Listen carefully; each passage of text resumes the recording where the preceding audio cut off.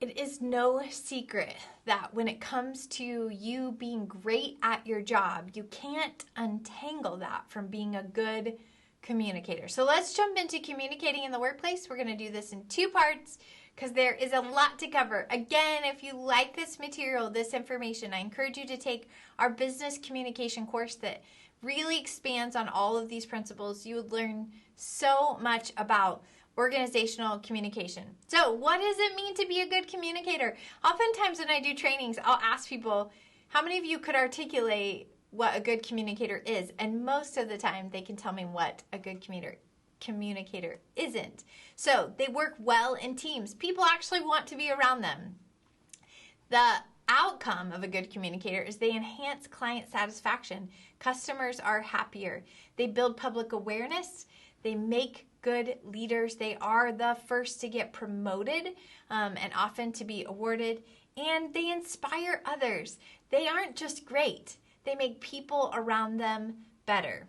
So now let's talk about what it looks like to not be a great communicator at work. And these are really common mistakes. So I hope that you'll write these down, because when we know better, we do better. I would encourage you to write these down and think of someone at your workplace that maybe violates these. It would be fun for you to say, I'm learning some things in this class, and I thought it would be fun to see what are some things we could do differently to help our work environments. All right. Making fun of people, never a great idea. There's a term called Schadenfreude in psychology that says you build connection by actually disliking something else, and it's not sustainable for a healthy relationship. Also, oversharing. We want to be vulnerable and connect with people, but when we overshare, it can lead to emotional manipulation. When we ignore cultural differences, really important. Gossiping. When you talk about someone else, they assume that you are also talking about them, and it creates distrust. Doing less than your best. You want to be good at your job. So not just a great communicator, but good in a way that earns respect from others. Losing your cool. When you lose your cool, you lose control. And self-control is something that people see as a maturity and also a leadership quality. The last one is fixating on a mistake. If you've ever heard of the show Ted Lasso, he has a great saying called be a goldfish. And that means forget what just happened and move on. So sometimes we make mistakes, we own them, and then we move on from them. All right, what is a good leader? Probably from the time you were young, your parents said, be a leader, not a follower. And I'm not sure that we're great always at explaining what that is. Good leaders are open to innovation. They're quick to say just because we've done it this way forever doesn't mean it's the best way. They are really good at working with teams. Good leaders aren't people that say, I'm doing this all by myself. They understand the power of collaboration. They're also good at facilitating change, at navigating some tricky waters when things have to be different.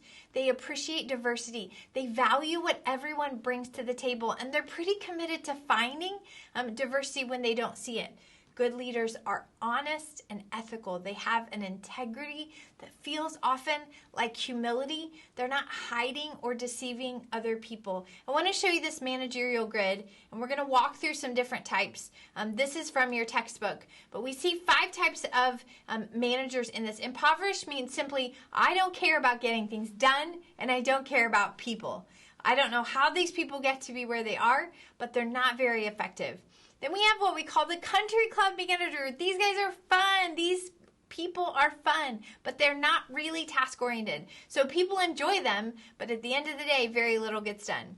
Authority obedience managers. These are the managers that are kind of because I said so, just do it.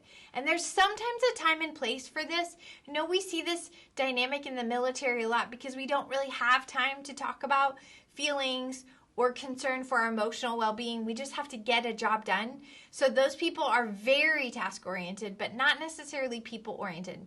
We have middle of the road, which are pretty average on all counts. And then finally, we have team managers. These people are concerned about getting stuff done, but they are not going to do it alone or at the expense of other people. All right, so how do you want someone to recognize the leader in you? Stay engaged. Stay engaged with your work, with your projects. Don't be on your phone at work scrolling through TikTok videos. Pay attention to what is happening. Make sure that you show I'm good at my job. Not only am I good, but I'm committed to being better. Be assertive, but not aggressive.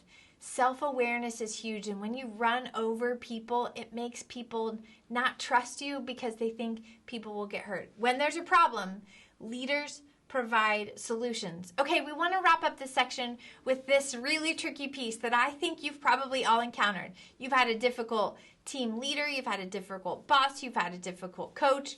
What do we do with those? How can we be good communicators in spite of this challenge? All right, number one, put in extra effort. Just dig in and say, I'm going to do my best and maybe a little bit more. Maybe I make up the difference. So maybe I help my team feel better. Maybe I offer to work on an extra project. Ask other people, how have you dealt with this? Maybe you know someone that's close to that difficult boss and you could say, help me understand them a little bit better. I want to do some perspective taking. Do your best to try to improve the situation. Sigel Barsade, who's an organizational psychologist, talks about emotional contagion. And one of the really beautiful parts about that is when you're positive, it increases the positivity of your workplace. That's a great way for you to improve the climate. Manage your expectations. Don't expect them to be awesome or to tell you that you're awesome. You may have to adjust that in the process to know they're maybe not capable of that or not willing to do that. And then keep a professional demeanor. Don't gossip. Don't talk about them. Don't dive in when other people complain about them. That doesn't help anything and it only makes you look unprofessional. And finally, if you've done everything you know to do, it might be time to start looking for a different job. Give yourself permission to say, this isn't working, and I have options. So, I hope that's helpful. Take a break, grab a drink. We're going to move on to part 2.